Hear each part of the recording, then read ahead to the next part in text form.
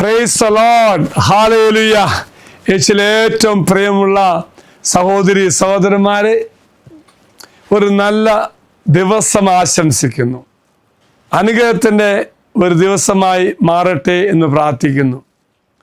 ഇന്നത്തെ വാഗ്ദത്ത വചനം യോഹന്നാൻ എഴുതിയ സുവിശേഷം 17-ാം അധ്യായം 21-ാം വാക്യം. ഇത് പിതാവിനോടുള്ള യേശു ക്രിസ്തുവിൻ്റെ ഒരു പ്രാർത്ഥനയാണ്. പിതാവും പുത്രനും എങ്ങനെ ഒന്നായിരിക്കുന്നുവോ അതുപോലെ ക്രിസ്തുവിൽ നാം എല്ലാവരും ഒന്നായിരിക്കണമെന്നും ഒരുമിച്ച് പ്രവർത്തിക്കണമെന്നും കർത്താവ് പറയുന്നു. അങ്ങനെ ഒരുമിച്ച് പ്രവർത്തിക്കാൻ എന്തു വേണമെന്ന് കർത്താവ് പറയുന്നുണ്ട്. ഒരുമിച്ച് പ്രവർത്തിച്ച് ഒരുമിച്ച് പ്രാർത്ഥിച്ച് ലോകത്തിന് യേശുവിനെ സാക്ഷിയായി മാറണമെന്നൊക്കെയാണ് ഇന്നത്തെ വചനമാർത്തി നാം കാണുന്നു, പ്രാർത്ഥിക്കുന്നത്. എങ്കിൽ ആ വചനം ഇപ്രകാരമാണ്: അവരെല്ലാവരും ഒന്നായിരിക്കുവാൻ വേണ്ടി പിതാവേ അങ്ങ് എന്നിലും ഞാൻ അങ്ങിലും ആയിരിക്കുന്നത് പോലെ അവരും നമ്മിൽ ആയിരിക്കുന്നതിനും അങ്ങനെ അവിടുന്ന് എന്നെ അയച്ചുവെന്ന് ലോകം അറിയുന്നതിനും വേണ്ടി ഞാൻ പ്രാർത്ഥിക്കുന്നു. പ്രിയമുള്ളവരെ, കർത്താവ് ഇവിടെ നമ്മോട് പങ്കുവയ്ക്കുന്നത് ഈ പ്രഭാതത്തിൽ ഈ ക്രിസ്തീയ ഐക്യം എന്നത് കേവലം സംഘർഷത്തിൻ്റെ അഭാവമല്ല. അതാണ് സംഘർഷമില്ലാതിരിക്കുന്നതല്ല ഐക്യം എന്ന് പറയുന്നത്. മറിച്ച് എന്താണ്? സുവിശേഷാധിഷ്ഠിതമായ രീതിയിൽ ഒരുമിച്ച് പ്രവർത്തിക്കുവാനുള്ള ഒരു ദൗത്യമാണ്. സുവിശേഷത്തിൻ്റെ വെളിച്ചത്തിൽ ഒരുമിച്ച് പ്രവർത്തിക്കുക, അതാണ് ഐക്യം എന്ന് പറയുന്നത്.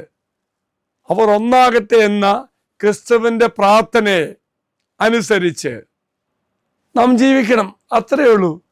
ഒരു കാര്യം മനസ്സിലാക്കുക, ചെറിയ വ്യത്യാസങ്ങളൊക്കെ ഉണ്ടാകും. ആ അവസ്ഥയിൽ പൊതുവായ കാര്യങ്ങളിൽ ശ്രദ്ധ കേന്ദ്രീകരിക്കുന്നതിലൂടെ നമുക്ക് ഈ അനൈക്യത്തെ മറികടക്കാനും ഒപ്പം തന്നെ ദൈവത്തിൻ്റെ കരുണയിൽ വിശ്വസിക്കുവാനും ലോകത്തിന് സാക്ഷ്യം വഹിക്കുവാനും നമുക്ക് സാധിക്കും. അങ്ങനെ ഐക്യത്തെ ശക്തവും പ്രായോഗികവും സ്നേഹനിർഭരമായ ഒരു സാക്ഷ്യമാക്കി മാറ്റാൻ നമുക്ക് സാധിക്കും. അപ്പോൾ അനൈക്യമൊക്കെ ഇല്ലാതെ അവസ്ഥയായി മാറും. ഒരു കാര്യം പ്രത്യേകം ശ്രദ്ധിക്കണം, വൈവിധ്യത്തിൽ ഐക്യം എന്ന് പറയും, അല്ലെങ്കിൽ നാനാത്വത്തിൽ ഏകത്വം. ഇത് ഏകരൂപമല്ല. പൗലോസ് കൊരിന്ത്യർക്ക് എഴുതിയ 1-ാം ലേഖനം 12-ാം അധ്യായത്തിൽ ഈ ഐക്യത്തെ പറ്റി വ്യക്തമായി പറയുന്നുണ്ട്.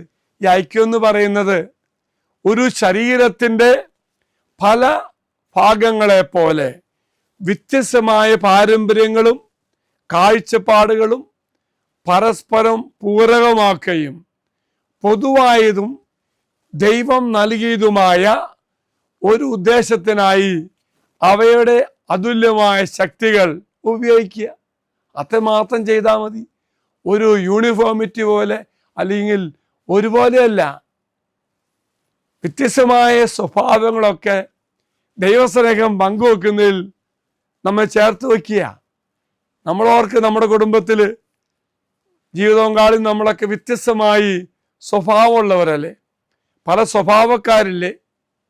പലതരത്തിലും ചെയ്യാൻ പറ്റാത്തവരില്ലേ? പക്ഷെ ഒന്നുണ്ട്, എല്ലാവർക്കും അവരുടേതായ ചില സാധ്യതകളുണ്ട്. അതെല്ലാം കൂട്ടിവെച്ച് മുന്നോട്ട് പോകുമ്പോഴല്ലേ നിങ്ങൾ ജീവിക്കുന്നത്. നിങ്ങളുടെ ജീവിതവും കാലം നിങ്ങളും തമ്മിൽ ചിന്തിക്കുമ്പോൾ, നിങ്ങൾ വിലയിരുത്തുമ്പോൾ വ്യത്യസ്തമായ സ്വഭാവമല്ലേ, വ്യത്യസ്തമായ സംസ്കാരമല്ലേ, എല്ലാം വ്യത്യസ്തമല്ലേ? എന്നാലും കുടുംബത്തിൻ്റെ ഉയർച്ചയ്ക്ക് വേണ്ടി വളർച്ചയ്ക്ക് വേണ്ടി നിങ്ങൾ ഒരുമിച്ച് മുന്നേറും. അവിടെ വ്യത്യാസമുണ്ട്, പല അഭിപ്രായ ഭിന്നത ഉണ്ടാകാം. എന്നാലും പൊതുവായ ഒന്ന്, വീടിനെ വളർത്തുക, കുഞ്ഞുങ്ങളെ വളർത്തുക, കുടുംബം മുന്നിലേക്ക് ഉയരണം. ഇങ്ങനെ ആഗ്രഹം വെച്ചാകുമ്പോൾ നിങ്ങളുടെ വ്യത്യസ്തമായ പല കാര്യങ്ങളും മറക്കത്തില്ലേ എന്നതുപോലെ തന്നെ ദൈവസ്നേഹത്തിൽ ഐക്യപ്പെട്ടുകൊണ്ട് ദൈവത്തെ പങ്കുവയ്ക്കുവാൻ തക്ക തരത്തിൽ നമ്മൾ മുന്നേറുമ്പോൾ അനയ്ക്കൊന്നും അറിയത്തു പോലുമില്ല. എങ്കിൽ നമുക്ക് പ്രാർത്ഥിക്കാം. പ്രത്യേകിച്ച് നിങ്ങളുടെ നിയോഗം സമർപ്പിച്ച് പ്രാർത്ഥിക്കാം. ദൈവമേ, ദൈവരാജ്യത്തിന് വേണ്ടി ഐക്യപ്പെട്ട് ജീവിക്കുവാൻ ഞങ്ങളെ സഹായിക്കണമേ.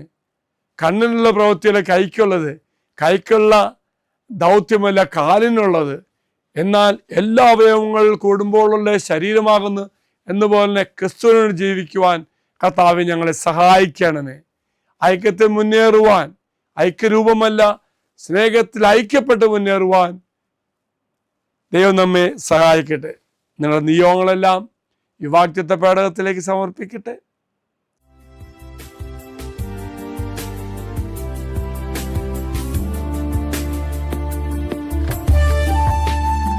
ഇത് നിങ്ങൾ സമർപ്പിച്ച നിങ്ങളുടെ എല്ലാ നിയോഗങ്ങളും അൾത്താരയിലേക്ക് അച്ഛൻ സമർപ്പിക്കുന്നു. യൂണിറ്റിയാണ്, യൂണിഫോമിറ്റി അല്ല. ഐക്യത്താൽ മുന്നേറുവാൻ, ദൈവത്തെ സാക്ഷിയാൻ ഓരോ മക്കളെയും അനുഗ്രഹിക്കട്ടെ. നമ്മുടെ കർത്താവായ ഈശോമിശിഹായുടെ കൃപയും പിതാവായ ദൈവത്തിൻ്റെ സ്നേഹവും പരിശുദ്ധാത്മാവിൻ്റെ സഹവാസവും നാം എല്ലാവരോടും കൂടെ ഉണ്ടായിരിക്കട്ടെ, ഇപ്പോഴും എപ്പോഴും എന്നേക്കും. ആമേൻ. ഒരു നല്ല ദിവസം ആശംസിക്കുന്നു. കർത്താവ് അനുഗ്രഹിക്കട്ടെ.